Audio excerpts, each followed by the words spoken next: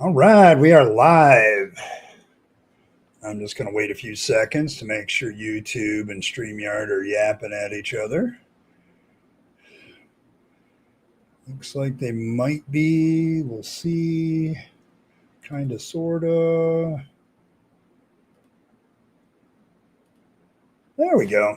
All right, outstanding. Well, welcome to the Rabyd Atheist. I'm your host, Ed Rabyd, a former pastor turned atheist, now compassionate anti-theist. Welcome to my channel. Today is Rapid Fire, where I will answer all of your burning questions. You can ask me pretty much any question you like. I may say, I don't know. I may say that's inappropriate. Um, highly likely that I'll say that's inappropriate given who's in chat most of the time. Or I may, just defer. So, but welcome one and all. There is a goal today of 5 super chats, so that's in there as well. And plus, you got definitely as well some. I've got the poll in there. Which hat will I wear if the objective is reached? So that's always going to be there every time I stream. This is how I hustle. So there you go. I have a question somebody asked me last week, and I'm going to deal with that here shortly. But I want to get a roll call. Fred was here. Cranky Elder God is here. Rimmer is here. Anne Marie is here. Wolf is here. Evan is here. Kyle is here. All right. But welcome one and all. I had a question in the comments section, and just for those of you who are mods, I see Martin's here as well.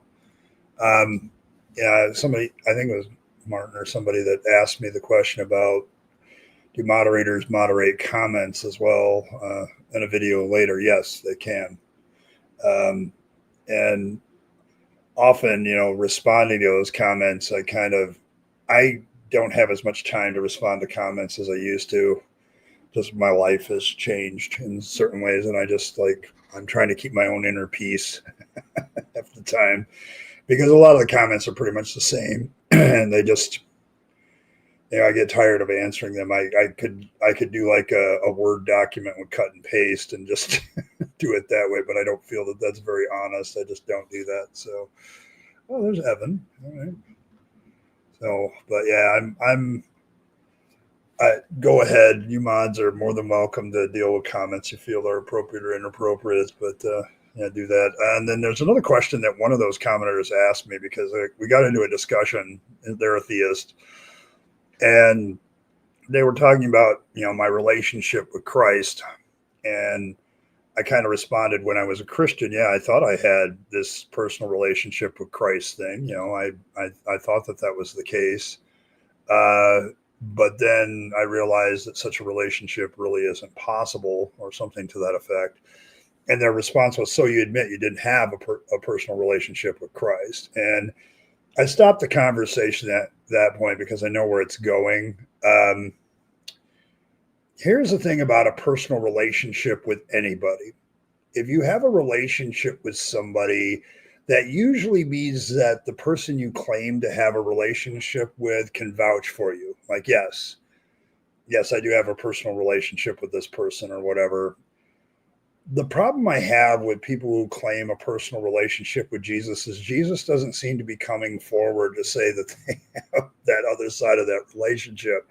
And it kind of becomes like, people who claim that they have relationships with celebrities. It's like, I don't see the celebrity coming forward and saying they know you. Okay. And it becomes a real interesting question to me, because I see everybody, this is one of the common criticisms of atheists. Oh, well, that used to be Christians or pastors, is like, you never really were a real Christian because of all that. So, it's like, it's the continued assertion that, if I didn't have this certain quality to my Christianity, I wasn't a real Christian. And I've now come to kind of reject that. Okay, and it really has become.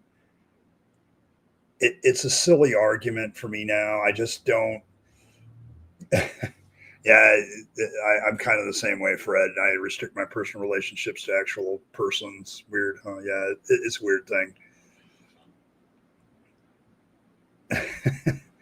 Got deleted for some shortness or something. Okay, well, there you go. Yeah, YouTube does its own thing, guys. So just hang with me. But yes, but yeah, the the real thing about that is I now ask the person who claims they have a personal relationship with Jesus, where does Jesus vouch for you that they have this relationship with you? And they'll usually pull out some quote of the Bible. I said, well, that's a general thing to all people. That doesn't speak to how do I know that you personally have this personal relationship with Jesus? Where is Jesus talking on the other side saying, I have a personal relationship with Fred? Like, like Fred's in my comments, like, yeah, I know Fred Harvey, and he's a great guy. We drink every Saturday. It's like it's there. It's not there. Okay, if you're going to claim a relationship with somebody as your defense of your Christianity, like I have a personal relationship with Jesus. Um, yeah, they do that. It's possible that the people were commenting. Like I think a lot of people, Martin, they comment on my channel and they don't expect a response. Like they think that I'm not going to respond. I usually do respond to everybody at some point, but they will back off the moment you start asking them questions. Because, like in this particular case, if somebody claiming a personal relationship with Jesus, I'm like, well, where does Jesus testify that they have a personal relationship? And I'll give them their bloody username. Where is that? Okay.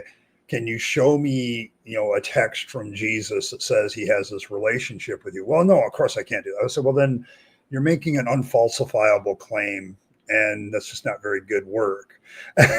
Okay. So yeah, I mean, I've I've I've had a bunch of people that will delete their entire conversation. Like that happened between me and Daniel. Like I said, no, dude, you completely misrepresent the facts, and all of a sudden,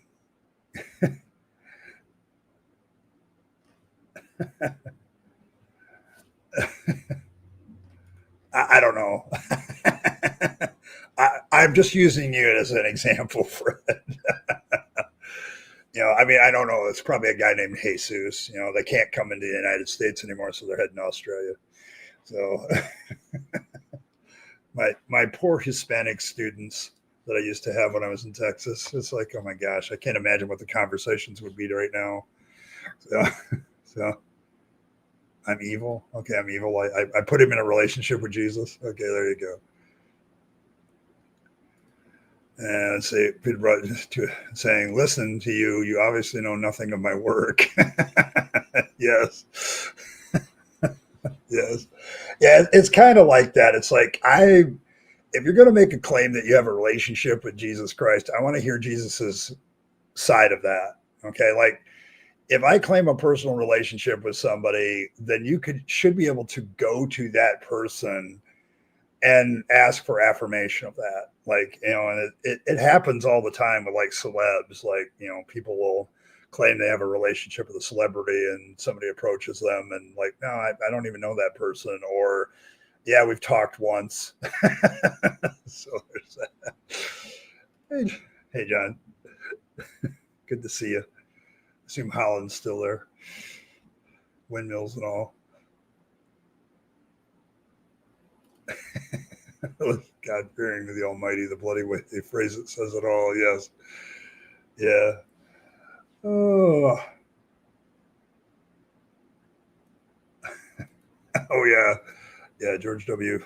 Yeah. Yeah. There was a good Family Guy where he did that. I remember seeing the clips of that for weeks. So. Yeah, I'm sweating profusely in Michigan too. Supposedly, there's a cold front coming through that's going to drop it down into, you know, you didn't receive any nukes today. Okay, good. That's good. Yeah, the person should be at least be a person. Yeah. And so that question now I almost get very dismissive about, and I think my standard response is, does Jesus testify that you have a personal relationship with him, like directly, or is that just something you're making up on your side and don't have any evidence for it on the other side? There's a difference between claiming you have a relationship with somebody and actually being able to demonstrate it. So you have Trump sleeping over this evening? I can see it. I'm sure that's what he would do. Oh, they're in New York. Yeah, we Northerners don't take the heat very well. If I was in Texas, they would probably tell me I was a wuss. But and this is actually a nice day in Texas in the summer. It's like actually cooled off enough where you can actually do something. So yeah, it's weird in Texas because it's the summertime that everybody stays in their houses with their AC, and they're out in the winter. So hey, Michael, good to see you. But yeah, I've I don't know. I've had that question. There's so many questions I'll pose to me where they want to question. I've been running this channel for 5.5 years, and it's like these people think that this is a different criticism. Like it's a criticism of you weren't a real Christian. It's like they always go after the no true Scotsman thing, and it's like, dude, how do you know you're a true Christian? You could be wrong. I mean, it'll come from the mouths of people who say they've switched churches 12 times and denominations and doctrines. Well, how do you know you weren't right the first time? Yeah. So, and now you're wrong. So, had rain for 2 days now.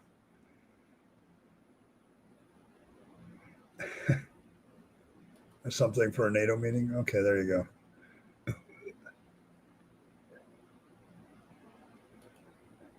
Yeah, I've heard that about Australia. I'm my hypersensitivity heat. Today, it's actually the temperature is dropping below. It's outside. It's officially below 80 at 79 right now, but it hasn't been that way for the last 2 days. So,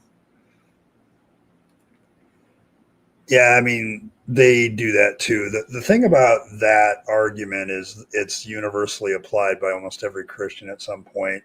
Not maybe directly, but they'll sit there and say, this is why I go to this church and follow this theology and follow this doctrine because I think it's true. And so then you're automatically insinuating that for people that don't follow this stuff and this doctrine, it's untrue. So, yeah, there's a cold front coming through Michigan. And we also have Lake Michigan, which never really warms up. So, those of you that live around the Great Lakes know exactly what I'm talking about. They even at the height of summer, I think Lake Superior up north above Michigan doesn't get much above 60 degrees. So it's amazing. Lake Michigan, I don't think if the water temperature at 70, that's a very rare thing. So because they're so deep and cold. So yeah, so when the wind goes across that lake, they pick up some of that chill, and we tend to get that. So, but not much. So,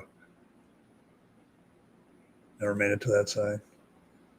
You never made it to Oz. Yeah, well, the only real Christian is me. Sorry, bro. Yeah, Blossom. Welcome, Blossom. Good to see you. Yeah, I don't know. I've gotten this question so many times now about how I was, or the comment, I wasn't a real Christian. That's why I fell away. Or the assumption is that if I was the real version of Christianity, that I would never fall away. And it's like this doctrine, there's even some people that go once saved, always saved that will literally tell me, even though I'm an atheist now, because I said the prayer of salvation and believed, like, there's I've never have never really actually lost it. So yeah, it's kind of a very interesting phenomenon. Western Michigan, where I live, is the weather gets doinked because the stuff crosses Lake Michigan and then hits us. And there's always some sort of effect about it. It'll either pick up moisture and drop more, and we get lake effect snow like nobody's business in the winter, which I would welcome right now. Just 15 minutes, cool it off. Yeah. Yeah, it's kind of like that. It's everybody's part of the same book club, so they all know Jesus, the writer, um, which who didn't actually write anything. I'm always amazed by that one because you're no true blossom. I like that blossom. Oh, yes, we're off to see the wizard. I don't know. I don't know. I would have to talk to a paleontologist about what critters existed in the Great Lakes. The Great Lakes are formed by a glacier pulling backwards. It's one of the rare times that glaciers really dug deep and created lake areas. So they're really a product of the end of the ice age. So you can see some really interesting stuff up in the Upper Peninsula where, like, the Pictured Rocks National Lake Shore is just beautiful. Yeah, it always has dead fish floating in it. Anne Marie knows what I talk of what I speak. So, I don't know where the Wicked Witch lives in Oz. See, Fred's trying to come up with a response right now.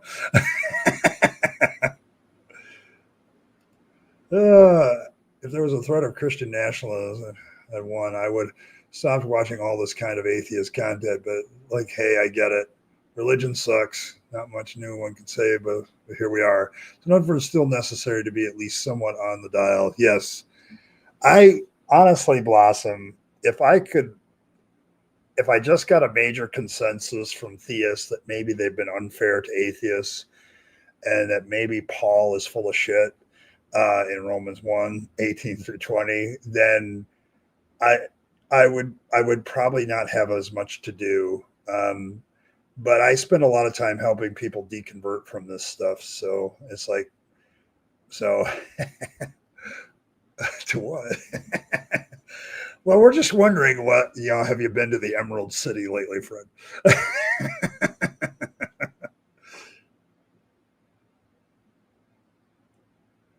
Rapping for Jesus? Oh, shit. I don't know. My autistic self kind of, when I was in the ministry, I let other people embarrass themselves for Jesus. For me, it was more like I did very serious dramas at times. Like I would take on the role of certain characters, which was fun at times. I even wrote like plays and stuff like that. So I've had my experience doing drama and plays, but that's about it. Cringe pastor things. I don't know. I think a lot of my parishioners would probably beg to differ, but not completely. Um, I don't know. To me, the pulpit was always a place. I would tell jokes, and the pastor dad jokes are probably my stock and trade when I was preaching. So, kind of more like the Opal City.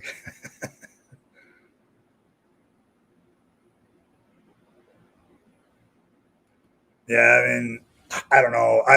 The thing about rapping for Jesus is like I remember this very distinctly because I got out of high school and my first port of call for my Christian education was actually Evangel College in Springfield, Missouri, where the headquarters of the Assemblies of God is. And I spent a semester there. And I was a big Christian rock guy. I mean, I had like 700 tapes and shit of various artists because I love music. Um, and my church wouldn't frowned on Christian rock anyway, but they tolerated that a lot. Like if I had played AC/DC at a Christian youth party, they probably would have said, "Yeah, shut that crap off." But um, so so I ended up doing the Christian rock thing. But when I got to Evangel, I'd had no like Christian rap or anything like that. And this is like late 80s, so 87, 88. And but I got into a car of a friend because we were going someplace, and all four of us got into the car, and he throws in this Christian rap music, and I never forgot that moment for some reason. But yeah, it's bad.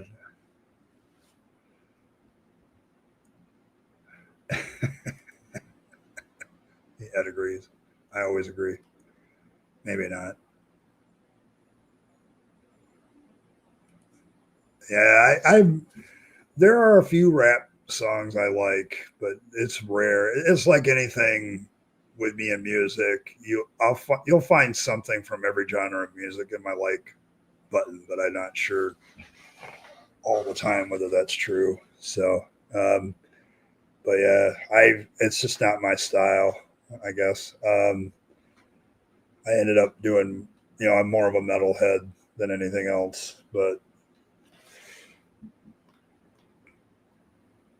yes, Christian rap is certainly such. Oh my goodness. Oh God, is Tom Green still a thing? Just need to where to find it. Yeah, I suppose. Yeah, it's hard. I don't know. I'm my musical tastes are all over the place, so I don't know. But I remember that very vividly, and so we ended up listening to the same rap cassette tape. That'll date me a bit. Um, Over and over every time we traveled. So, so, so okay, there we go. One rap song and it's about STDs. Yes, I can see that. But yeah, I'm not. It's not that I don't probably have a couple on my playlists. I know there was a weird thing in the '90s where rap and metal converged for a while, um, and so they were kind of the same. You had it was weird to me because I always felt like the term bars. It's funny. I'll listen to reactors like react to Metallica's like Master of Puppets, and they'll be about halfway through, and the guy will go, "Hey, this is bars." It's like, yeah, like sorry, rappers didn't invent the idea of good lyrics. So yeah, country rap is yeah, rock this way. Yes.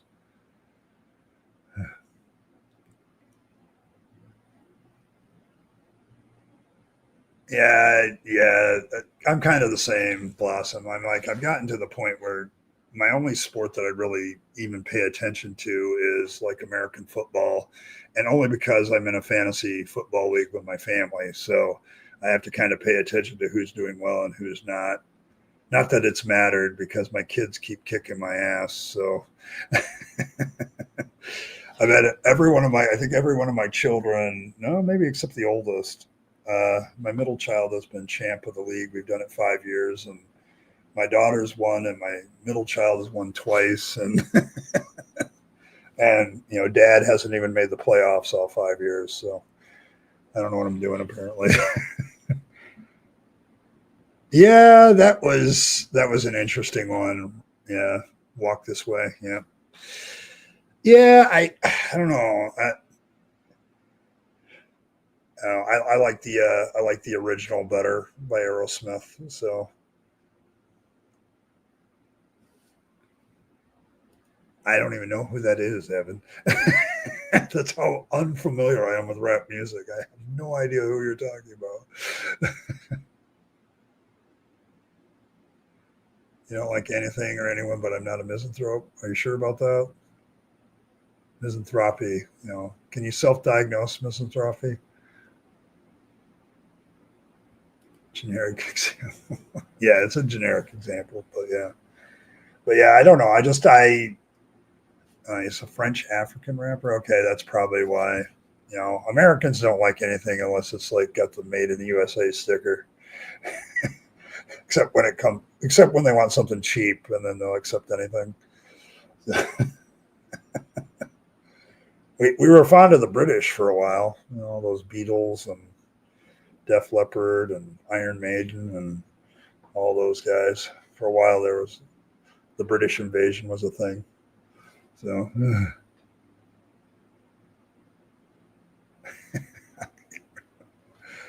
but yeah, so I don't know. Yeah, it's been kind of a weird, I don't know, weird week. Yeah, some good Canadian rock bands, a few of them.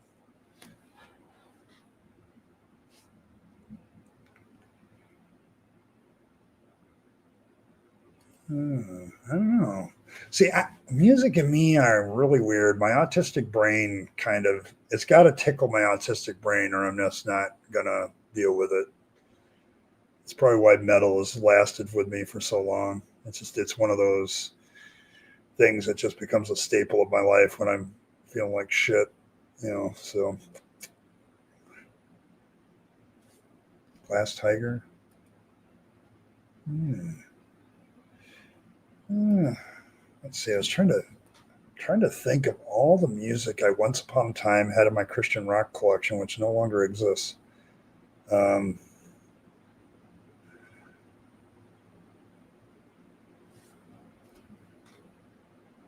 okay, that's fine. Oh, Mighty Philbert became a YouTube member, so that counts. I will count that towards the goal. So welcome, citizen. If I had Dave's You Rock video from Captive Desk, I would play it, but I don't. I'm kind of protesting because it keeps doing the "We Love Toast" thing. Oh my gosh, the guy with his sentient toast and toasters lives forever. It's as bad as whale citizenship. Citizenship for the whales. I was, let's see, I was a super fan of Striper probably for a while. I liked their music. Hair metal bands were kind of weird for me because I know like a lot of people didn't like the hair metal phase of metal because it was popular and glam and all that crap, but it was like it didn't mean necessarily that they did shit music because MTV was kind of a new thing, and so you had to have the image, but at the same time, you had to have good music too. I think the '80s kind of show us that at the time because MTV was kind of a new thing. So it gets really interesting to talk about that era. But Striper was definitely, I think I had all four of them that they produced early in their days. Was it Soldiers Under Command? Of course, the most famous, To Hell with the Devil, and a couple others. So, but yeah, I had all those. I had every Petra album ever made. Garmo and Key. Who else? Just about anything that was my social thing because I was usually the DJ for youth group. So, so that was kind of my thing. Oh, you're very welcome, Mighty Filbert. I appreciate you. So, college, AW's big memorial service, kind of not too strict about it since she's friends with me. I wrote down a few questions. For the Bible stole me. So yeah, he actually allows that. Um, it's not really stealing because he actually, has given people permission to use it. So,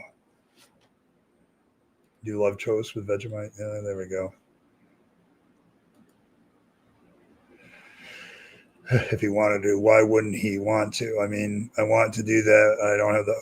I don't have the powers. Jesus, well, what's stopping him? Yes. I've had, the problem of evil question blossom is something that theists don't really answer well. And I still have yet to find a good answer for a lot of the problem of evil questions. And every time I get into a conversation with a theist on problem of evil questions, somewhere along the line, my attitude turns to this. Oh, for fang's sake. I, I'm serious because it's like,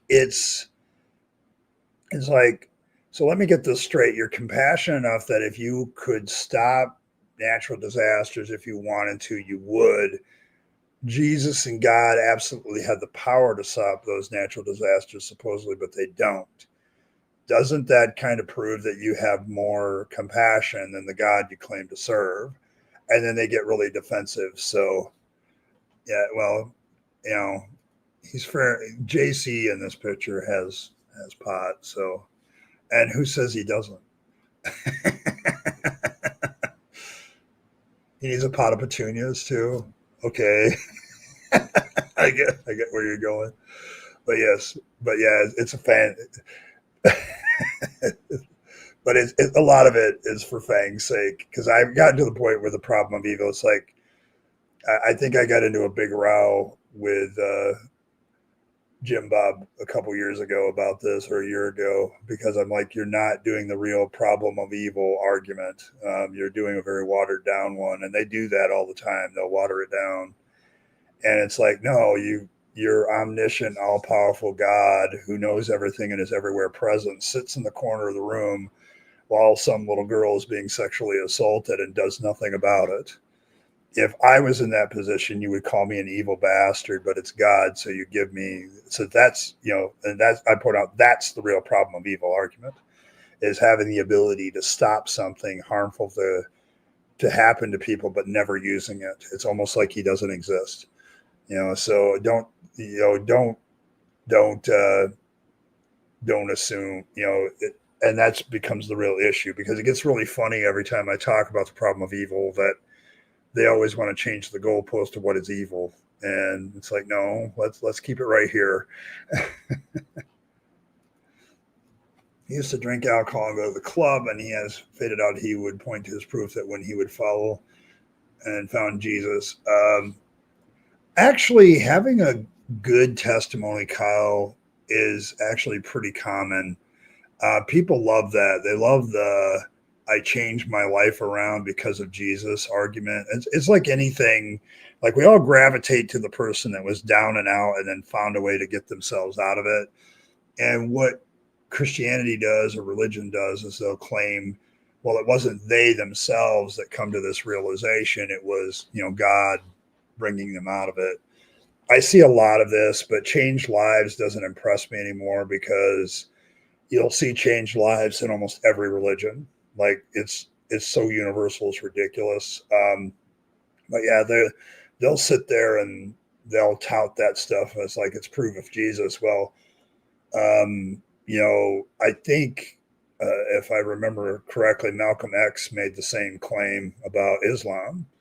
Okay, and how it turned his life around. A lot of Muslims will make that claim as well, but they got their life turned around. Jehovah's Witnesses and Mormons will make that claim. I am fairly certain if I did a study on Hinduism changed a lot of lives too. So it's like, so what? It's like, just because you associate your change of life with a certain religion, it doesn't seem to be proof that that religion is true. Okay, because everybody does it. So.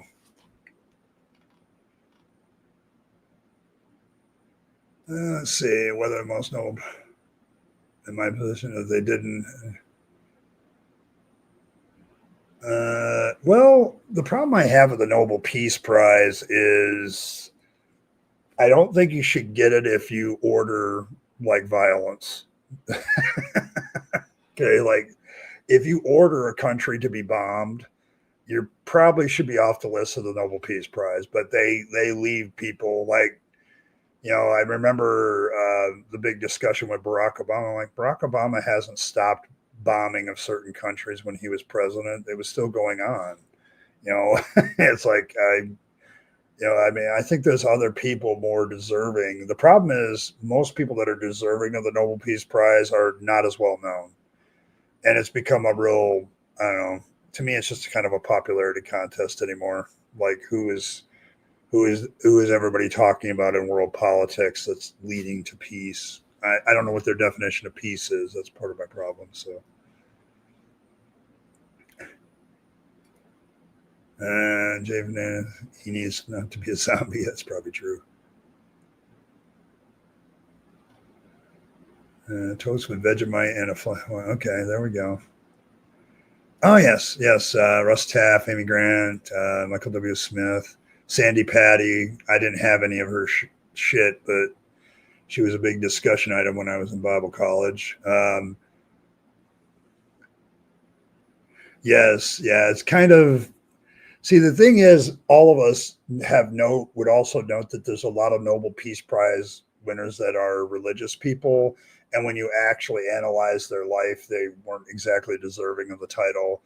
Like Mother Teresa is a great example because she was cozying up to these dictators that were, and basically telling everybody they were good people and defenders of the faith and all this other crap. Meanwhile, they're oppressing their people within their country. It's like it's I don't know that the Nobel Peace Prize means anything to anybody anymore. I mean, if I ever got on the committee, I would say, you know what, we need to change our criteria. Like, people that actually promote peace and understanding, that would be good. The problem is, like I said, I think you're going to get a lot of unknown people that are actually doing a lot of things behind the scenes. They're not into the publicity, and they're probably the ones that actually deserve the prize, but you'd never see them on the news. So yeah, it's possible. There's a few. I'm sure there's a few. Yeah, it's surrounded by a lot of political bullshit, and that's kind of, or you have a religious figure that I would argue did a lot of harm in the name of their religion. So yes. How is Jesus sinless with some of the things he did? Tells us to abandon our family. Isn't that breaking one of the commandments? Yes, it is. Jesus gets very controversial on that, Blossom, because it's like I've had that discussion with Christians before, and they get defensive because they've been told and indoctrinated that Jesus never did anything wrong because he's the perfect human and he's God in human garb and all that other stuff. And so when you analyze Jesus, like he says, not one jot or tittle will pass from the commandments until all is fulfilled. And then within a couple verses, he's got his disciples going through and harvesting grain. And like, and then he makes his bold statement about, well, we can invalidate the Sabbath laws, because the Sabbath was made for man, not man for the Sabbath. Well, tell it to the guy in the Old Testament that got, if I had been there at that moment, Blossom, I would have said, hey, no, wait a minute, hold up, Jesus. Isn't there a guy in our book, in this book of yours, who, because he picked up sticks because he needed it for the fire he was burning, got stoned and thrown outside the camp? He got stoned to death. What a way to go. But, it's just, how do you maintain what you just said about the Sabbath when in the Old Testament, your father seems to be very adamant about making sure the Sabbath is followed, including having somebody killed? And then you have your disciples go along and then you make this statement about the Sabbath is made for man, not man for the Sabbath. And like, well, how is that so? This is a contradiction. And so it's like, and of course, Christians will find a way to explain it away. I used to explain it away as, Old New Testament stuff. So, but yeah. Yes, it's stupefying. Yeah, providence and free will gets. See, I think a lot of us atheists are at the same point right now. Like we're tired, okay, because I'm still waiting for evidence. Okay, I'm still waiting. And so I don't know. Yeah, you had to type that. Yes, I like Christopher Hitchens' response better. Well, I have no choice but to believe it. I have no choice to have it but to have it. Yeah. So yes.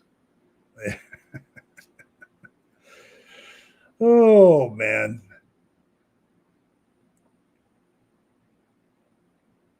Jesus changed your life by sending you a heart attack. There you go. Oh man, no, no. Yeah, this was another one, Ronald, that bothered me for years. Like, why would Jesus think that God had forsaken him if he was fulfilling God's will on the cross? It There's a lot of stuff in the Gospels when you realize that they're heavily edited stories of Jesus, and each gospel writer is kind of coming from their perspective, but they copy like the synoptic gospels copy each other so regularly, and then you have this odd statement about Jesus in some of them where he's like, my God, why have you forsaken me? And it's like, why would you say that? If he's God himself, why would he say that? Is he talking to himself? So I don't know. I find it ironic, that happened, so. Well, it also presents a problem, though. Remember, with the Nobel Peace Prizes, people will get it and then do something that's not very peaceful. So, should they have it revoked? So, okay. I mean, if you suddenly gain political power and start bombing the shit out of people, do you get to keep the Nobel Peace Prize?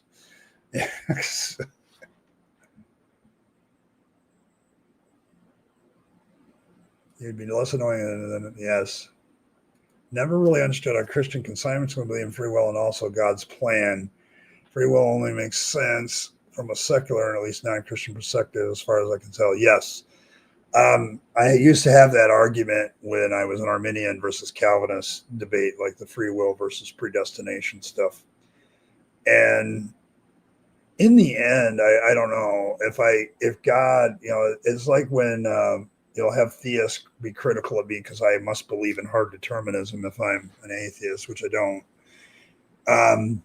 Because from my perspective, choice and secularism and learning to do good things for each other without being shitheads to each other is much more of a secular thing than a religious thing. But yes, I've told people, I said, why are you putting that on me? Christianity has these things called Calvinists that also believe in hard determinism from a God perspective. So it's not an exclusive problem of one group. Like there's a lot of stuff. You want to grow the best peas. I think that's a better prize to offer. So, uh, yeah, probably not.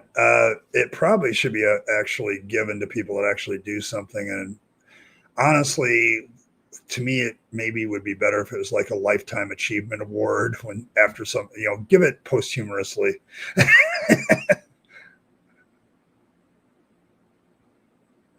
Yeah, yeah, true. Yeah, in science, it's not really any different. I don't know. The Nobel Prize has kind of lost its luster. It used to be about something important, but not anymore. So, yeah, pretty much. That's why I studied poli sci, because the social psychology of poli sci is what I was interested in. Like, how do people react to each other and how do they make decisions together? And I'm more interested in that. So,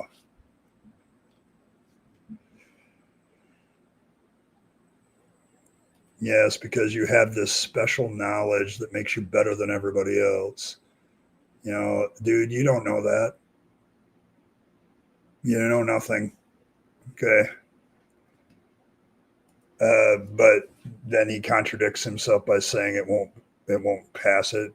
Where is that actually in the statements of Jesus that says he fulfilled the law by being righteous? And wouldn't that have meant at the end of his life, not in the middle of his ministry? And then you have to kind of be insulting to me because you got no argument about that. See, I love you theists, but I used to be one, but you know, I don't understand how you think that this argumentation form is going to work. If I could put my BA in ministry to work, how is this an effective ministry tactic to insult people you're trying to convert? It doesn't seem to work. So, Fred, you do understand what you're talking about? Are you sure? Which church? Which one? Which variant? There's 40,000 of them. Which one? Uh, Post hoc rationalization. Do you have anything where it says that this psalm was about Jesus, some guy named Jesus in the first century, and it's not a post hoc rationalization? I can do this all day, by the way. I, you're basically, which church are we talking about? You'll say the true one, and then I'll have 15 people say that what you say is the true church isn't the real church, it's a false one, and play this game all day long. Like it's like, which one is the true one? I'm still waiting. Yeah, we got a live one. The only church is Orthodox. Well, there would be some Catholics that differ and many Protestant denominations that differ. How do you prove that the Orthodox Church is the only church? It seems to be one of many. Okay, I mean, you're not even on Planet Reality, are you, at this point for me? I mean, okay, I got to do it. Oh, for fang's sake. It's like, dude, as if in 5.5 years I haven't heard this bullshit before. Okay.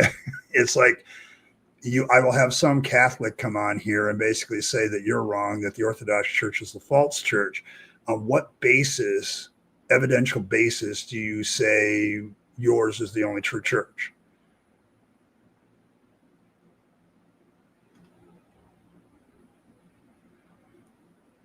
I mean, yeah, there's plenty of churches. Which one? Okay.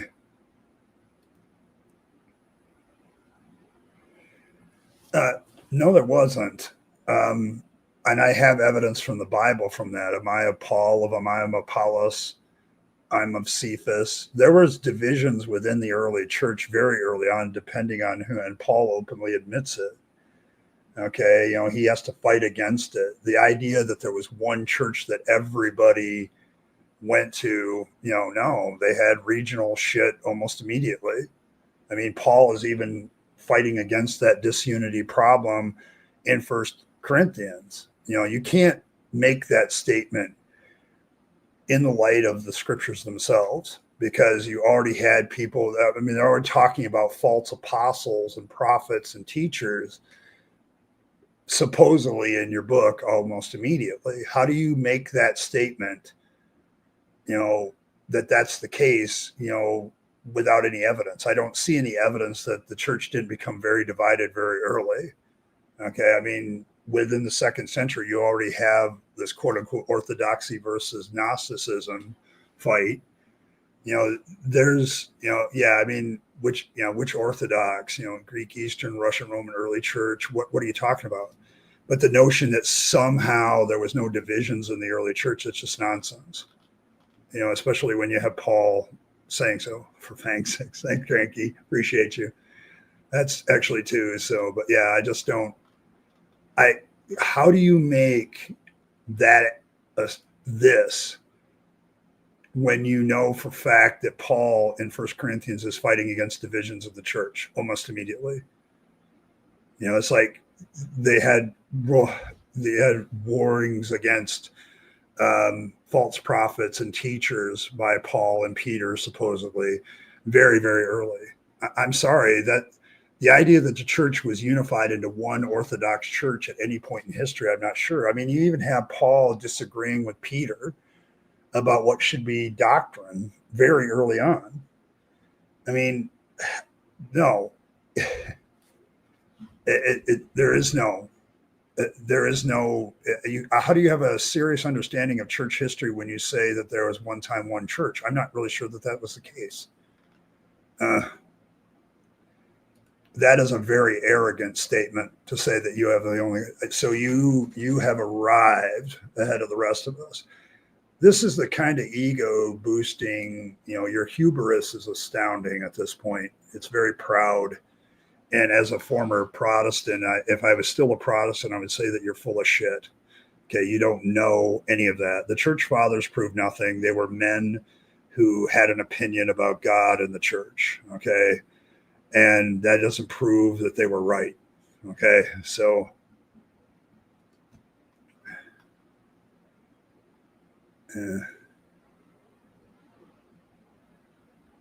yeah, I don't see that he was perfect either. I agree with Ronald on this one. I know I get it's also it's an assertion, but I think I can back that up with the Gospels, like Jesus telling people to hate their family. Okay, and then people today trying to deny that he said that, but he did say it. So I mean, and hate means hate. So Hey, Ronald. Yeah, it's assertions from the Bible. I mean, he's just giving you back the assertions that you yourself have.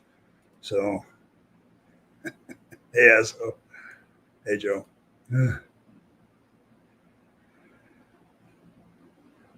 Mormonism. Mormonism. Oh, you guys had to mention it. Now I got to go find the image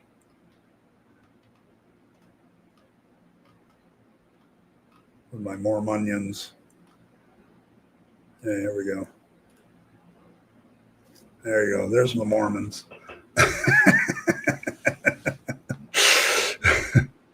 With the Mormonians. Some of my favorite artwork by Earl. Still gives me a chuckle every time.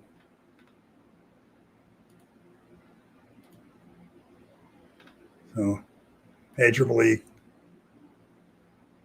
Yeah, because his pastor said so. Yeah, that's probably true. And you just got here. Yes. Yeah. Look at you walking in the door. So, but yeah. Ecclesiology doesn't mean, how do you know ecclesiology? Ecclesiology is all over the place in the Bible too. I mean, you've got Jesus appointing 12 apostles, but then you've got supposedly pseudo Paul organizing the church in a way that Jesus didn't even foresee. You have this apocalyptic thing. You claim to know something that you can't possibly know.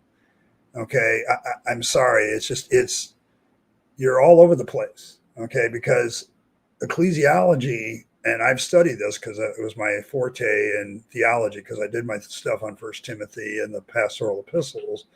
When you talk about the doctrines of the church, Paul differs from Jesus quite a bit.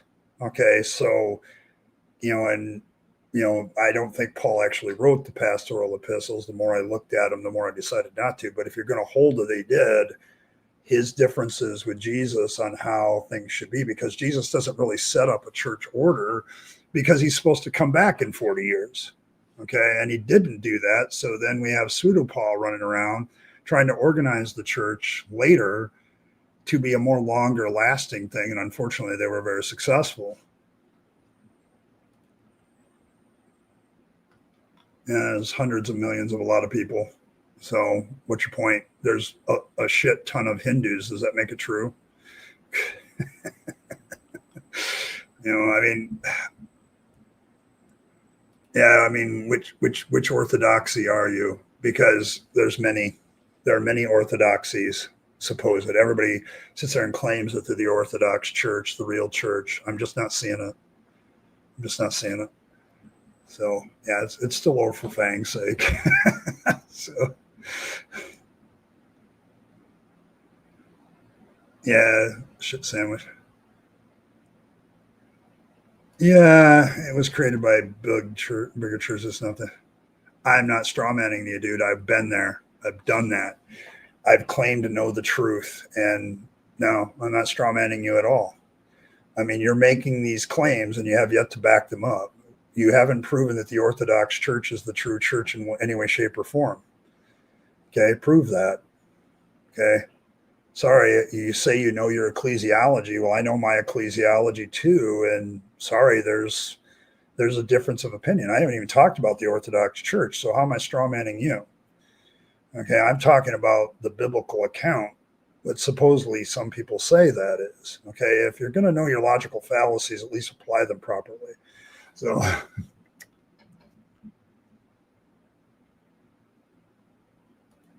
you're claiming 1% of 100. Yeah, I know that's kind of annoying.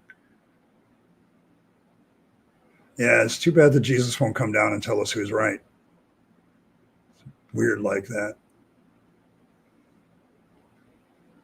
Yeah, I'm getting there, getting there. The result of the New Testament's job to bring misunderstanding of the world, and from the pretty clear to see how the fighting over who is true. Yes, for a book that where it claims that God is not the author of confusion, he certainly wrote a book that seems to be very confusing and leads people a lot of different directions. So,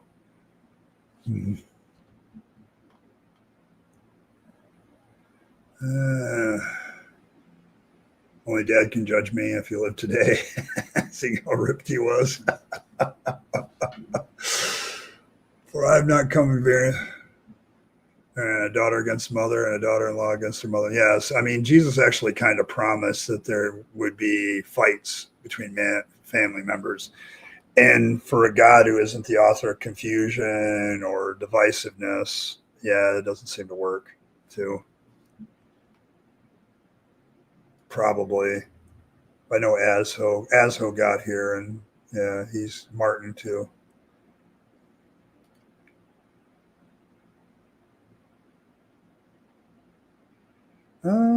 No, I did not see it. But yes, thank you for being a member for a year. I appreciate that.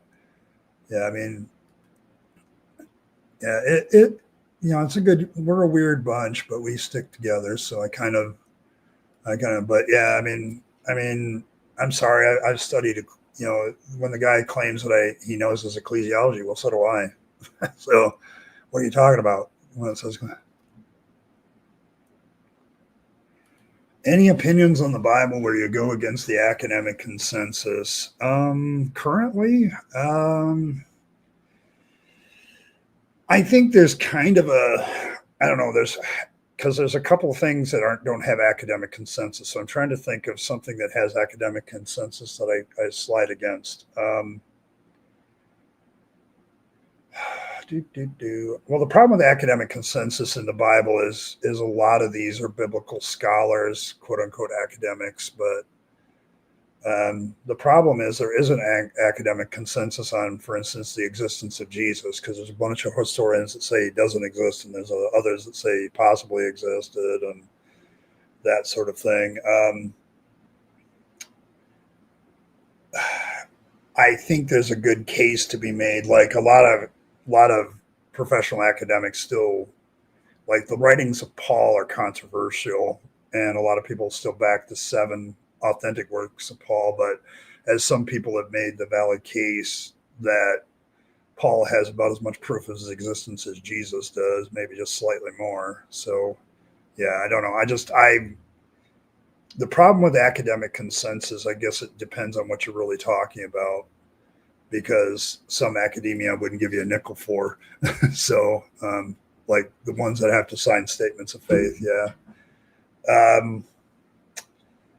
I don't know. I think like there's some academic consensus on the Old Testament that talks about certain things. Like they will talk about how the biblical writers wrote it to preserve their culture and theology and their way of life. And I would argue, no, they wrote it as a political document to get they wanted to make a land claim. So, so yes, yeah, there's a lot of, but the problem with academic consensus, it really depends on the issue. Um, I think like there's so much going on in biblical academia these days. It's kind of hard. Yeah, Adam through Moses. I don't know. None of those guys probably are real, and if they were, they're not. Oh, thanks. Says that's less. Okay, fair enough.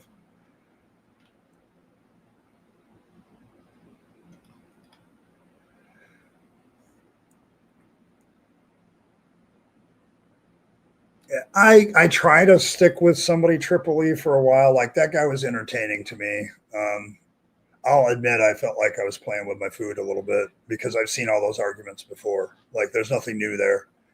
My challenge to theists is to give me something new that actually is evidential that I could take to court and say this is evidential. But so far, no dice. They just come on and claim the Orthodox Church is the only true church, and we have the only correct interpretation of Scripture, which is an arrogance level that I don't even want to get to anymore. Like, how do you know that? Can you prove that? Can you prove your interpretation is? And it's like, and so yeah, we've heard Johnny before. I've heard Johnny many times before, and he's still as unconvincing as ever. So, why do they have belly buttons? Because artists like belly buttons. It looks weird. The human body looks weird without a belly button. To be honest. Oh, yeah, I'm falling behind in my comments here. I'm trying to get caught back.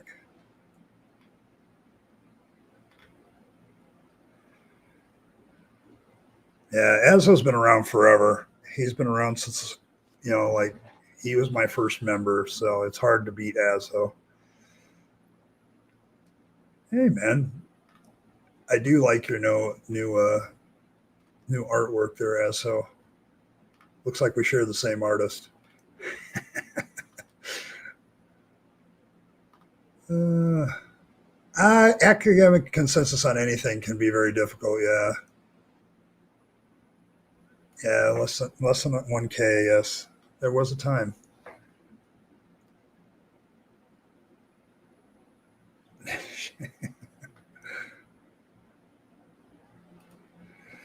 Oh, that one's a good one. I think the Q gospel. I'll start with the bottom one. The Q gospel, I think, might have existed because both Matthew and Luke use, obviously, because they copy it word for word. They're definitely using some sort of source there that's the same. Now, some argue that one copied the other, but I don't. It seems weird to me that Matthew and Luke even knew anything about each other because their birth narratives are completely different. Their resurrection narratives are completely different. But they may have, we know for a fact they use Mark because they quote Mark prolifically, but there may have been a Q gospel, or maybe not necessarily a gospel, but just a source that they're both quoting, like an incident. So there's that aspect of it. Historical Isaiah, there's no, if we didn't have the book of Isaiah, I'm not sure we have any evidence that Isaiah existed. Like there's no history of that. We have some mentions of like the king Hezekiah in extra biblical sources, as I recall, but not very many. And even those are questioned. So the real problem with biblical history is any kind of verification. Like you have to just take a lot of it on faith. As far as a historical David, I think the last research said that I ever read was there was a guy who found something that said King David of Israel somewhere, and it matches the timeline. But it seems like somebody who conquered most of Palestine would have gotten mentioned somewhere in some history book and some historical account from somebody, and we don't have that. Now, of course, we're dealing with stuff that's way back, and it's hard to get confirmation on anything. And that's kind of my point to theists about the Bible is like you have a lot of stories, but you don't have a lot of confirmation. But I guess I don't see the problem with the existence of a human being is it's not very hard to prove, historically speaking, or assume. It's a low bar criteria just to prove somebody's existence. Now, the real trick is proving the specific things that they did. So was there a guy named Isaiah back then? Maybe. Did he write all these prophecies? Probably not. So I don't know. Somebody had to write the book. Somebody wrote that book in the 600s, but it probably wasn't Isaiah. So I just don't, it's very doubtful for David, very doubtful for Isaiah. Q gospel, the two gospel writers copied from something. Was it a gospel? Was it just a fragment? Was it just some story that they both knew? Who knows? Yes, hit the like buttons, please. Did have nips? Yeah, I want to talk about useless designs. So, see you later, Evan. Orthodox equals true. Yeah, kind of. I guess that's what they say. Yeah, me and Azo share the same artist. Yeah, I think the problem with consensus arguments is exactly that. You can have a consensus on a historical fact, but then if somebody comes up with a document from the actual person at the event that says something didn't happen that everybody says happened, then you automatically throw a wrench into all that consensus stuff. So, yeah, I don't really see that either.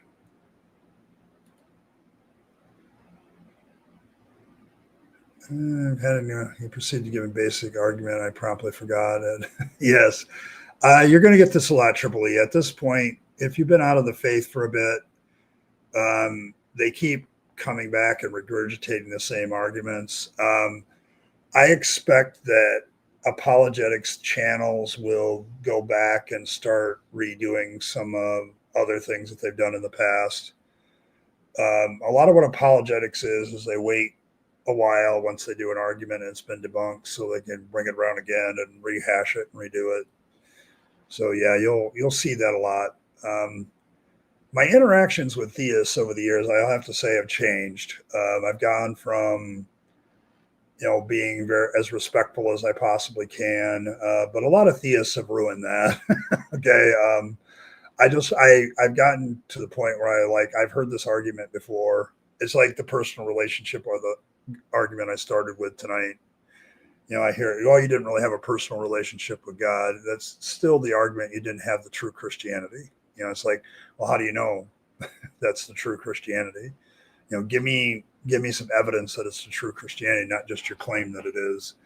And if you claim a personal relationship with Jesus, shouldn't Jesus testify about that? Like, shouldn't he be saying, yeah, I have a personal relationship with whoever, and I just don't see it?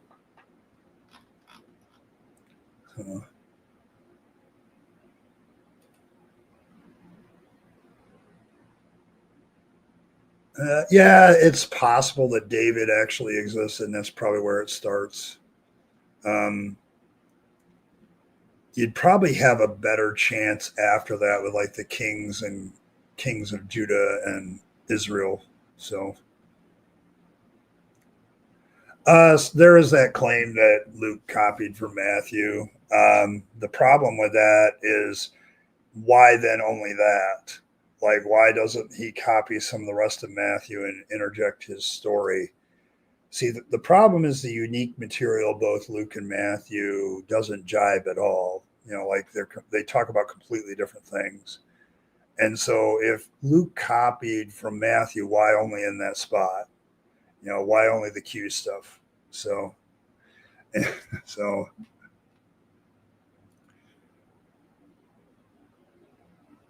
yeah, yeah, I think a lot of what happens with the Old Testament happens at that time period. A lot of it's written at that point because once they get exiled and kicked out of their homeland, they're trying to figure out ways to get back and get their land back and get their nation back. So, and I think that's when a lot of this got started. So up until then, they were just another tribe. So, Isaiah is kind of a weird character.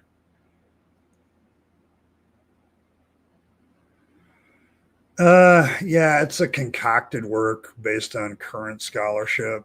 Like current scholarship says, there's multiple writers of the Book of Isaiah. So, like, it's a compilation work. Like a whole bunch of people brought different prophecies and stuff together, and some of the prophecies really aren't prophetic. They're just more of a comfort to Israel, that sort of thing. So, yeah, I'm kind of a fan of that too. It's what got me down the road of being deconverted was listening to apologetics and doing my own critiques and going, no, that's just not right. So making a pro-Israelite history, yeah. Oh, Bill.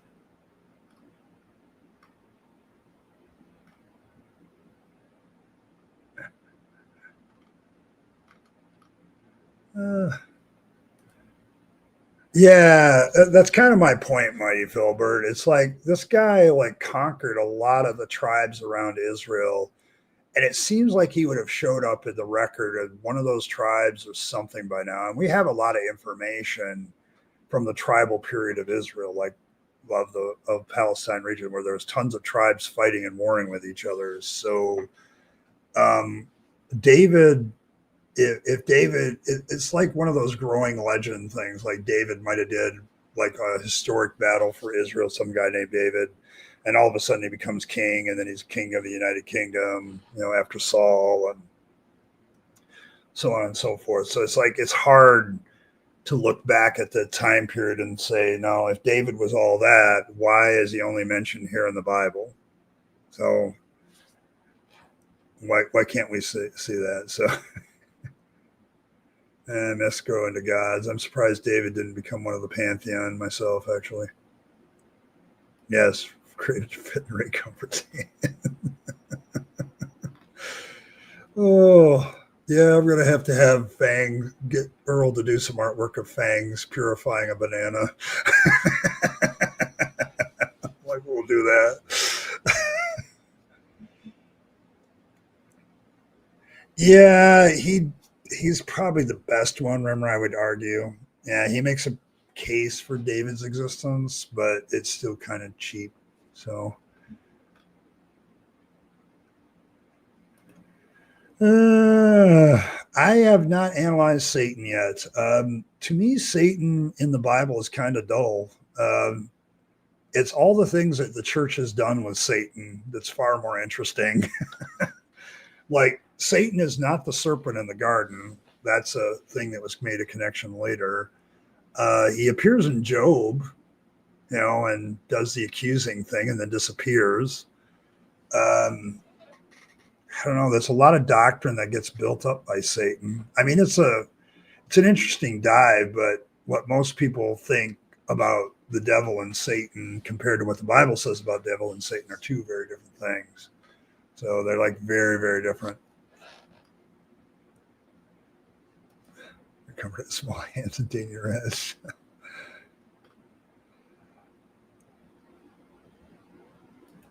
All right. Yeah, it's possible. There's a verse in scripture that says somebody else killed Goliath. So, and then like, it's almost like evidence right there in front of your face. You can tell that the Old Testament is an edited work by a multitude of people because they disagree with each other on certain points. And when you point that out to people, like, well, that's not really a disagreement, but yeah, there's a verse of scripture that says somebody else killed Goliath, not David, and that causes problems. So you take was this a favorite character of fiction when these people were sitting around the campfire growing up? And so somebody's got to, we got to have David kill Goliath instead. So, yeah, I will say this, Ronald, about tolerance. I don't have to tolerate people calling me names. I don't think I have to tolerate that. That's just not polite. I don't have to tolerate when people just keep making assertions and don't prove it. I've heard this all before. Come at me with something actually substantive. Like, I've got degrees in this stuff, so you're going to have to at least come at me with a scholarly level above, eighth grade, is what I'm saying. It's like, give me something that, what are scholars saying about X today? I'll listen to that. Okay, I'll go look that up next rapid fire. I'll talk about it. So tries a big trick to compensate.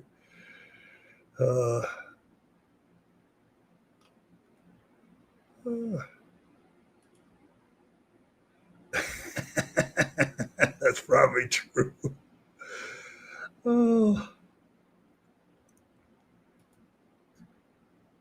You had to watch atheists for fun because they knew the Bible way better. That's how I ended up here. Yes. Yeah, every hero needs a villain, and so Satan has kind of filled that role.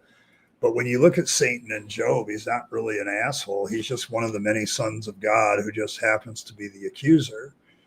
Like, was it the one video about Satan where Satan teaches a Sunday school class? He makes that point that Satan is just the adversary. Okay, he's not really a bad guy per se. Like, it's like how the Catholic Church has a devil's advocate. Like, he's there to point out alternatives to God because God can't think of those himself. David's long. Or what? Yeah, probably. I mean, we have our own mythology about the pregnancy of Mary. So, like, the reason why she's still a virgin is Fangs basically pretending to be JFK, knocked up Marilyn Monroe, but removed the zygote, went back in time, and planted it in Mary, and accidentally created Christianity, something he deeply regrets. So, yeah, the beliefs about Satan are just legion. What the church has done with the devil is amazing. All to do that thing. So, oh, thanks, Ronald. Appreciate you. That counts. So that's 4.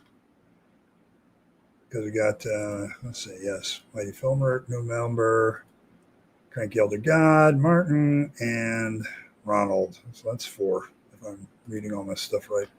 What a handy little thing I discovered with that.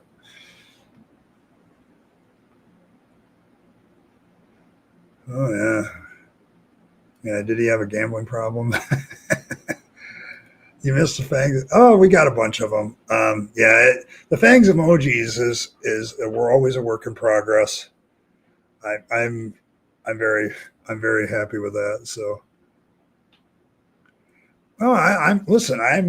We did this on Saturday. Like I made it firmly established doctrine that Fangs and Marilyn Monroe are actually Jesus's parents, and they just took the zygote out of Marilyn and dropped it off in Mary back in time because Fangs knew people were gullible. It was a practical joke that went too far. And I have as much proof for that as they have that Mary was a virgin when she got impregnated. So I have the exact same level of evidence, so they have to accept it. So, oh my goodness. Yes. See, we have proof. When you get rid of the Archangel Gabriel motif and put Fangs in place, makes perfect sense. We have this photograph.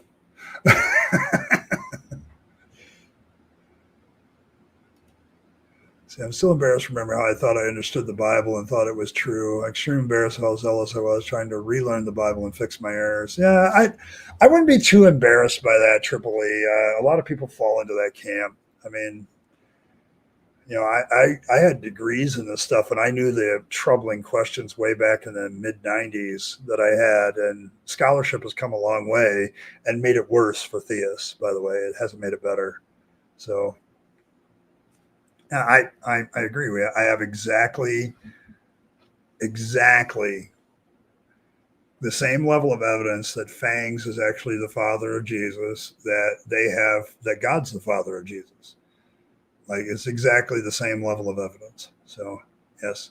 Yeah, I mean, Ronald and you guys are both deconverting people, and you have an embarrassment about that. Trust me, when you have a degree in Bible and a degree in theology and know all the problems and still hold on to belief for the next 20 years because you have to be a pastor, I feel your embarrassment. I just think intellectually I checked out long before emotionally I could give up on it. And it's not I wouldn't be too embarrassed by it because a lot of people get caught up into this stuff. So part of deconverting is getting over the fact that you were fooled. It's a real, it's like, I think it was Samuel Clemens that said it's easier to fool people than convince them that they've been fooled. And that's very true for people in religion. And once you finally convince yourself, you feel very foolish that you fell for something. And so you feel kind of embarrassed by that. But John makes a valid point. You're never too old to learn and figure things out and get better at it. I still do this channel, of course, to process my own deconversion. A large part of what I do is personally helpful. So, yes, we have personal revelation from Fangs. That's evidence. Yeah, our own brain tricked me, and we hate that. Okay, I absolutely feel you guys. I hate that, but I also realize that many smart people are fooled by this stuff. So,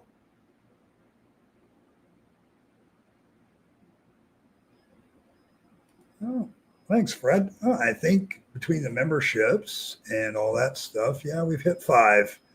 So I count membership gain as well. So thank you, everybody. And according to the poll right now, the Newsboy cap wins for the first time in a long time, people. Although the Black Fedora did put up a good showing. So I haven't had to wear the Newsboy cap in a while, but I think it suits me more. I may actually wear this in the winter. So, so there it is. But thank you all for your support, guys. I really do appreciate it. Between hitting a deer with my car and a few other things I need to get done, it's like the extra financial support is nice because it makes me worry and have less anxiety about things. And you guys are very helpful in that. And I'm happy to share my knowledge with you in return. So thank you very much.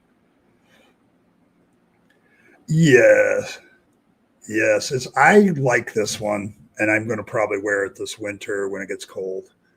I don't know. I'm getting to the old man phase of my life where I just looking cool as an old person is cool to me. So, but yes.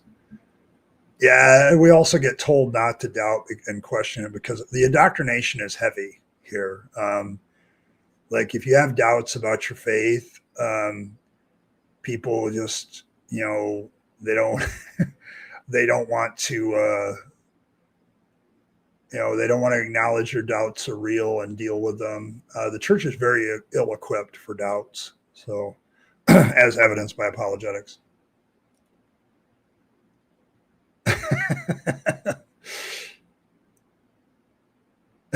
Yes, I see. The thing is, Triple E, about the whole thing of Fangs being Jesus's father, I can perfectly see it. It's like, I mean, the fact that JFK actually shagged Marilyn Monroe has pretty much been verified.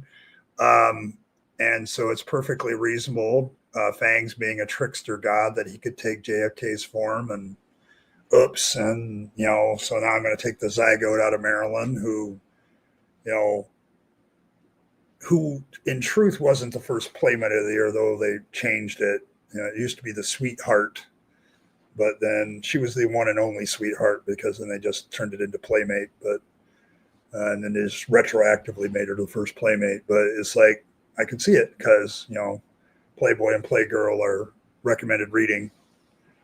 I mean, come on, the JWs have their Watchtower, so we can use old issues of Playboy and Playgirl for our evangelistic efforts. So, yes, that's the passage. Thanks, Asho. It mentions Elahan being the one who killed Goliath, and the usual excuse that just answers, well, there were two Goliaths. It's like, how? Why would you do that? Okay, so yeah, Elion the Badgerite, yes, killed Goliath. So yes, the disciple that Fangs loved, yes, was Marilyn Monroe. I kind of like her too. It's back when pinup girls were curvy. Yeah. Since Fangs said Aaron, Jesus is descended from a verified fictional character, and Derek, I couldn't have it existed. Yes, you have to be a mythicist. Very excellent point, Rimmer. Excellent point. But yes, the Fangs thing has just been a great way to illustrate the silliness because it's like, that's silly. Yes, and so is your belief that Yahweh appeared to her and said, "You're pregnant now." Like, how is that any less ridiculous? Other than, you're not using a rabbit. So, yeah, the thought crime thing killed me too. The coveting thing. It's like, and the lust thing, Jesus goes big into thought crime in the Sermon on the Mount.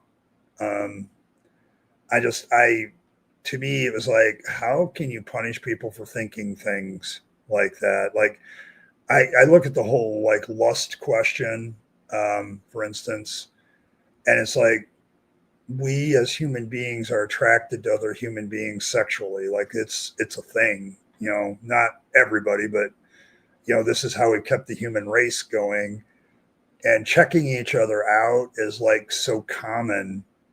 It's like a common human behavior. So you've just made a common human behavior a sin just for thinking it. And how is anybody going to escape that? Is the sin thing is really deliberately designed to equate to humanity, and so nobody escapes. And once you realize that, it's like, well, then God has set a trap for us. Like, we can't get out of being a sinner because there's no way to stop being human. And so, yeah, you start questioning and doubting. But yeah, it's a process. Yeah, Goliath and his brother choose one. Yes. Hat fits the shirt. Yes, I know. That's why I like the newsboy cap personally. It's my personal favorite. It's just a little warm to wear it now this time of year. So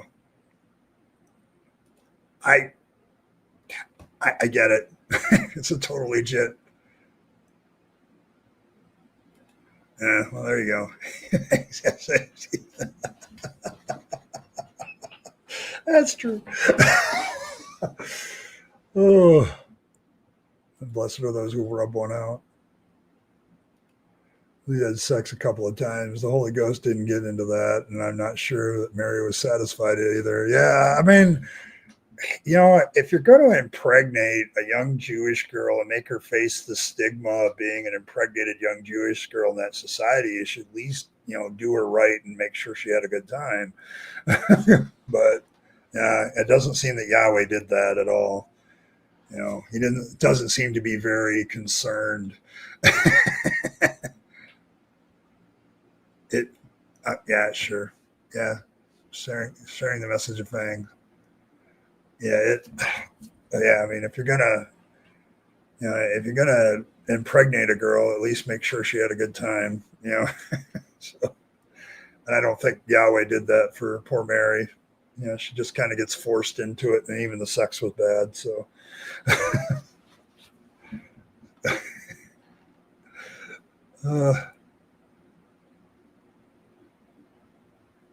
oh, probably I am. It depends. See, I always think, here's the thing, Cranky Elder, because I always try to picture Mary and Joseph as these poor people. And I think the real high moral standards, like if you look throughout history, are always with the rich people. Like they have these high moral standards and then they break them. But yeah, I'm fairly certain, like the Bible presents it as a stigma, like, Joseph could have made her a public example or put her away privately. It is making the decision to put her away privately. And that's the kind of thing that somebody with a lot of money can make. If you're a poor down and outer and you pregnate somebody, you just kind of bring her into your house and say thanks. But you make a valid point. It is a valid point. Like back in the day, like I always love the whole like trope about the Victorian era. It's like, yeah, sure, the rich people had all those standards. The rich men were violating it with their mistresses all the time. But the middle class and the poor gave not a damn about those moral standards, and they were, engaged in sexual activity on a regular basis. So it's like there's what society presents to the public and what's actually going on.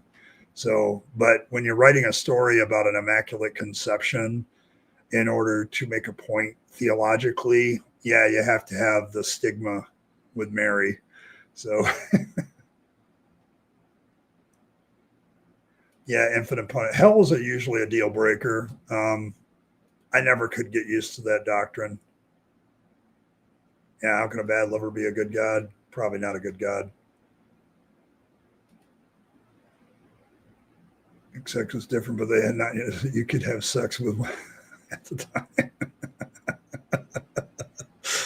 Oh my goodness! Just a quick draw. Yeah, it explains creation too. Yeah. Quick draw, Allah. But yeah, I mean, yeah. So I don't know.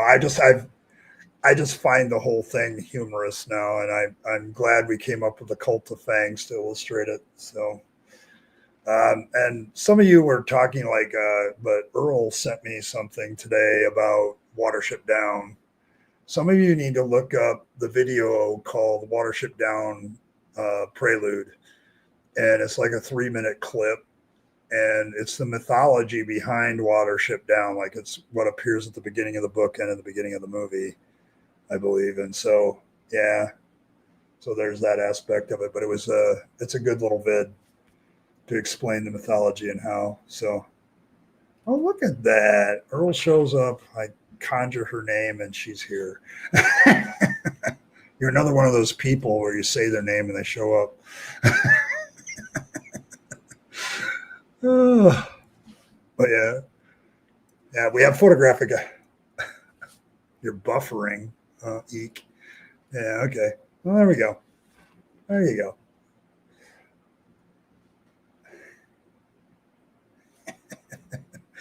Piggybacking your joke. Oh boy, I don't think you're sorry at all, Ronald.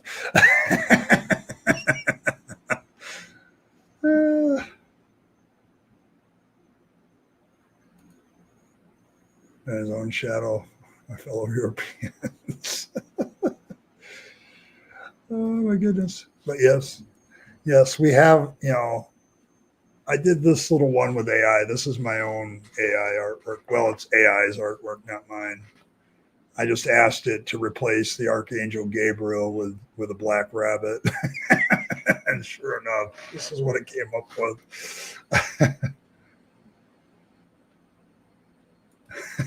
Calorie does. He's trying to buff up. Oh man. But yeah. Let's see.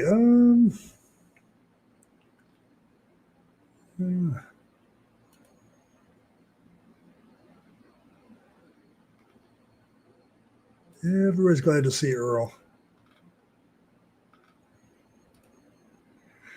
My family is full of witches, don't you know?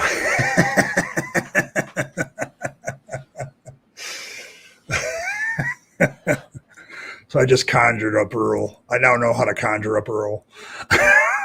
Just say her name. Oh, you saw my photo on the Facebook page, huh? Yeah, Mary's Pregnancy Resource Center. I saw that and I'm like, oh my gosh, you can't make this shit up. You just can't make this shit up. So yeah, it's oh yes, the church that has a Mary's Pregnancy Resource Center. It's like, oh my god. But yeah, it's hilarious. But you can check out the Facebook page for that one. Oh my gosh.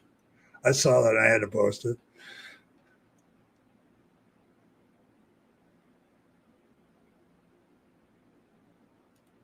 It's not spelled bitches. Are you sure? I know you people that, English is not your first language. It could very well be true. So happens to you all the time. Very spooky. Okay. I don't know. Coat hanger or straight jacket. I don't know. The thing about it is, the more I think about it, if you had a story of where you needed the character not to be the product of humanity, I can think of better ways to do it than what they do. But I can also see it as being a genius lie at the time, because, I made the joke Saturday and today that, this is a practical joke that went too far, and Mary, just believed it really. So maybe it is spelled that way. Yeah. See, there we go. But yeah, it's been a wild ride into Fangsology these days. So, but I think I have as much proof for the fact that Fangs went back in time with a zygote he and Marilyn Monroe created and implanted it in Mary as they do that Yahweh created the baby. So conjuring is one of the things that kept you in witchcraft for so long. Yeah, I can see that. I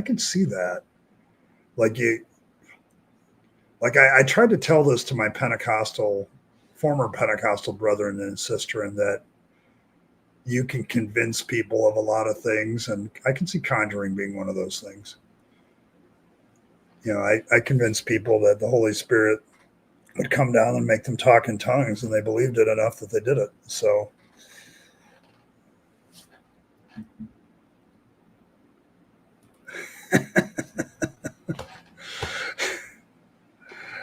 yeah, there you go.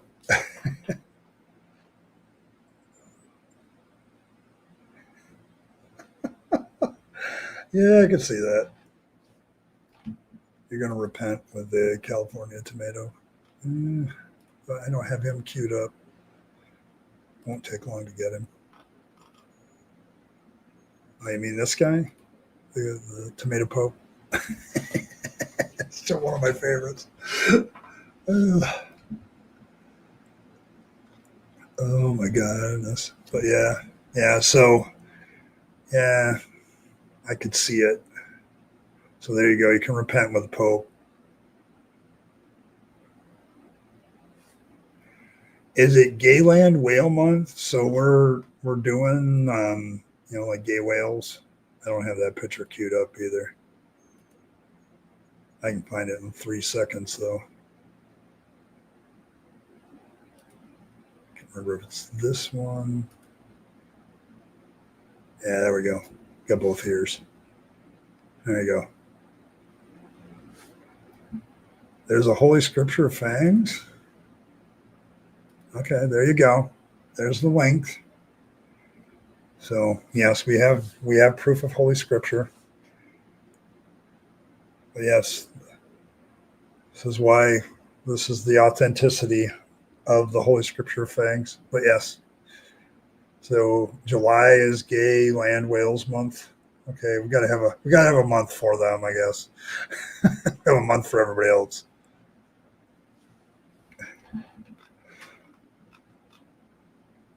Yeah. Oh yeah. That's the one you sent me.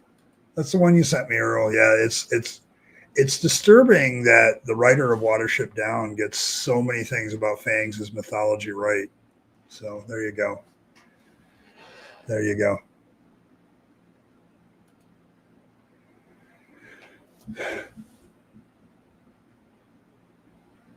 And there's an old joke of Joseph hanging with his friends, and he tells them Mary is pregnant, even though he never touched her. His friends look at it, and that must have been a miracle. Yes. Yeah, it's prayer that keeps you believing. Yes. I got a yes 50% of the time and thought that was real spiritual stuff. Stopped praying and was a real ordeal because that used to be my lifeline. Yeah, I feel you there. I think my prayer life definitely kept me into the whole relationship with God thing. And so it became less and less about what I could prove was true when I was praying. It was more about this, believe this. So yeah, I remember we found his little itty bitty paperwork, as I recall. Where did we? Yeah, I remember that. The itty bitty paperwork. Yeah, here it is. Here we go. Yeah, this is Fangs with his teeny whale pink whale friend who eventually became a citizen after the government found his lost itty bitty paperwork. So we did have one. So we did have one. Yes, he is the Josephus of Fangs Hereditarium. Yes, he is.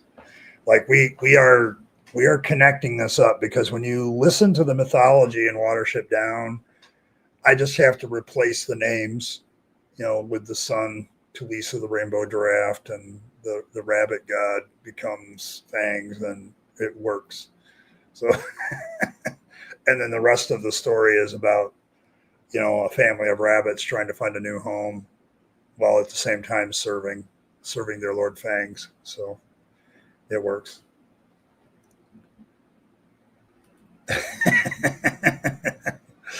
I think that was a joke at you, Earl. It could be. Praying is very difficult to give out. I thought I maintained my prayer life, I'd still somehow find God. Yeah, it's kind of your lifeline. When you don't have any good rational reasons to believe in God, you end up holding on to prayer and meditation. And I think that's why, I did a series on Richard Foster and his Celebration of Discipline book. And the more I look back at it now, I could probably redo that series and add the simple fact that when you don't have factual evidence of your faith and belief, you cling to spiritual disciplines as proof of your belief. and every one of them, like meditation, prayer, giving, all of that stuff, the good feelings you get from serving people and celebrating as a community. So there's that. So yeah, yes, it is the lap that naps. Just saying. There you go. Yeah, there's something about it now. So yeah, I would check it out.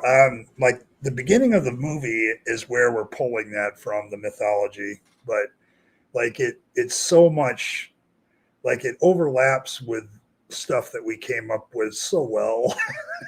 That Watership Down is definitely part of the Old Testament of Fangs. So we're all trying to, I'm getting ready to start writing my gospel according to the Gospel of Fangs according to Rabyd Atheist. So what's happened lately that makes me think this is the final revelation of Fangs. So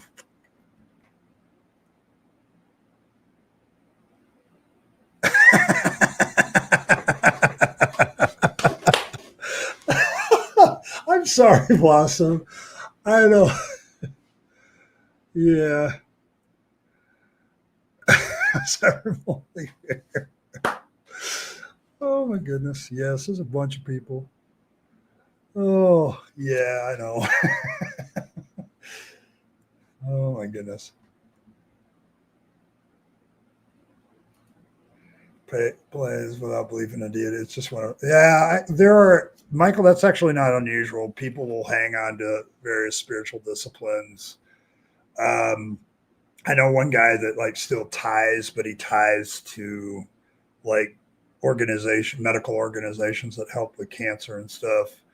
He still has that 10% giving habit, and so he just kept it up. A lot of people pray or meditate or whatever. I don't think those are, like meditation, I don't think is necessarily not beneficial at times, but yeah.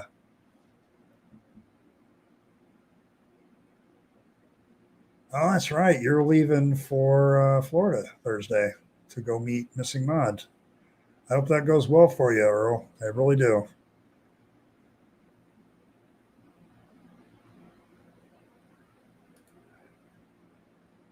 I thought it was a joke,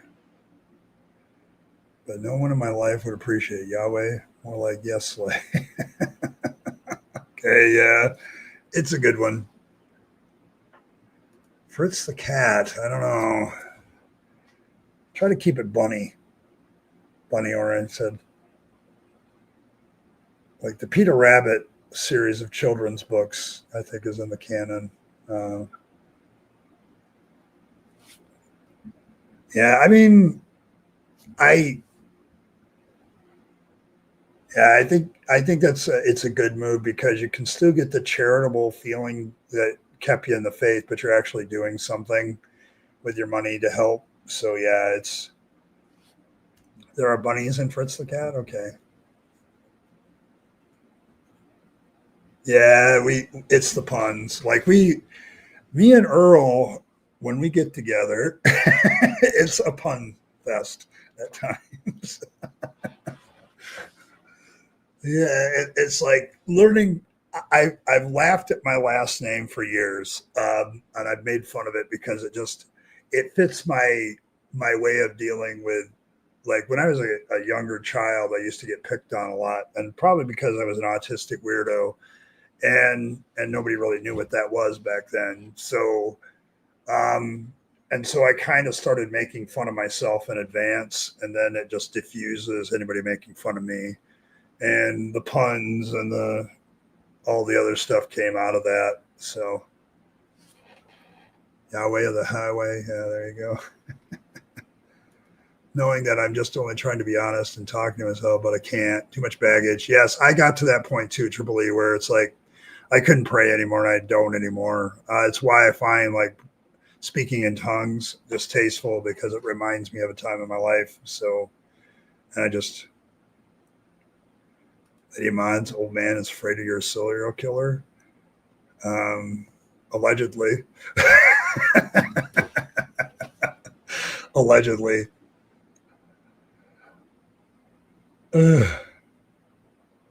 Oh, if they have no pun rule, how do they survive? That's just really weird. How would you do it? I couldn't do a no pun rule. Like my whole chat lives on that shit. Yeah, get over yourself. Yeah, it's like, yeah, it is nice hanging out with everybody. But I do have to leave there actually pretty soon. It's probably more like cereal. Yeah, I guess that's probably fair. Yeah, you can be my friend if you don't get my jokes, but it ends up being awkward. That's kind of the same for me. So there's that. All right, folks, I have got to take off. Running a little late because I enjoyed the conversation. So thank you very, very much, folks. I appreciate all the donations. We did hit the goal today, and that keeps my streaming alive. So there's that. But yeah, thank everybody for stopping by. I appreciate all of it. You know, we are continuing to go forward, doing our bit to normalize atheism and deconversion. So thanks for the support on that. But I want to thank everybody for stopping by. Thank you all for participating in the chat. It was good. Even the theist that came by kind of illustrated some points. So thanks to them. Yes, boink the like button. That's a good way to put it. Boink the like button. So, but yes, thank you all. May Fangs eternally bless you. May he keep your vegetables pure, and may he nibble on your hearts in a very personal way, and may your personal relationship with Fangs grow day by day. So thank you very much for being there. And as always, live your best life. You only get one go around and then it's over. So make sure you're taking all your time, money, opportunities, and maybe even some of those religious habits and turning them around and have them for yourself, the people you love and care for, and to make this a better world. You'll be happier if you do. And don't waste them on the trappings of the religion and faith, because that's a dead end. I speak from experience. And as always, thanks for stopping by, and I will catch you next time.